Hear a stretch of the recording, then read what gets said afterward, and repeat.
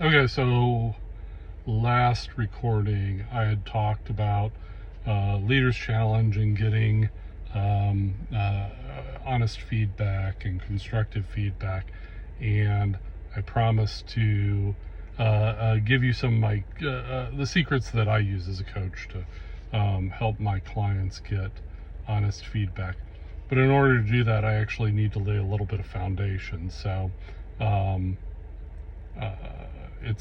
it's important that you understand the last video and then understand this video, and I think I'm going to need to do one more to build the foundation to get to that.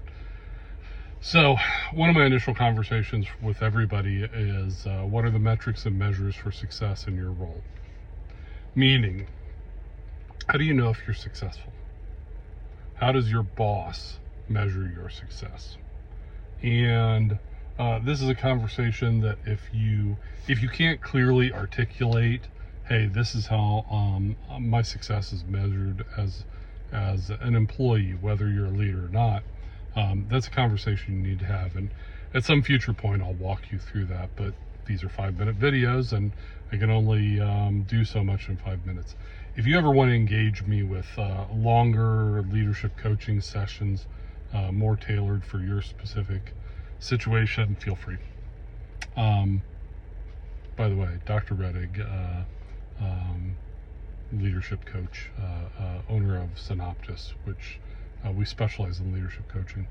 So, metrics and measures. So, how do you measure the effectiveness of a leader? So, I have my way that I measure the effectiveness of a leader, and it really comes down to how do you simply create a metric. Now, some leaders are going to say things like, well, I'm going to measure the success of a leader through how they're engaged their team is, or if they're are they a relatable leader?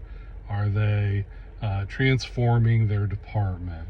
Are they and there are a bunch of really soft things, but I think it's difficult to measure. Are you transformative? Or is your team, are you relating to your team? Or and although leadership is a lot of soft skills, I really think that those soft skills serve a purpose. The purpose, I would argue, the purpose of a leader is to improve the effectiveness of their team. Let me repeat that. The purpose of a leader is to improve the effectiveness of their team. If your team produces widgets, and let's say that your team can produce 1,000 widgets an hour or a day, 1,000 widgets a day, and you take 2 months off, and they still produce 1,000 widgets a day, what do? Well, I put together the schedule for the team, but they're still showing up even without you putting together the schedule.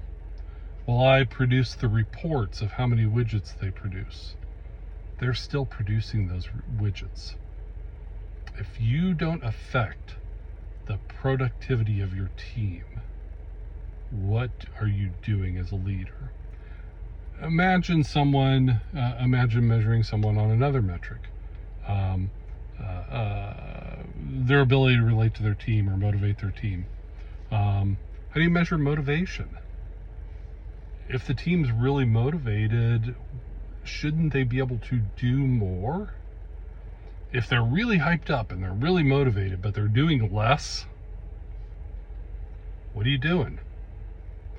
And so, and I know that is, some people say, well, gosh, you're really trivializing leadership, and there's so much more to leadership, and I don't disagree. There's so much more to leadership. But if I need to find a metric to measure your effectiveness as a leader, I'm going to look at what your team produces and what they produce without you, That differential measures your effectiveness. So we're going to be using that to discuss additional stuff going down the road. I'd love to hear your comments. Thanks.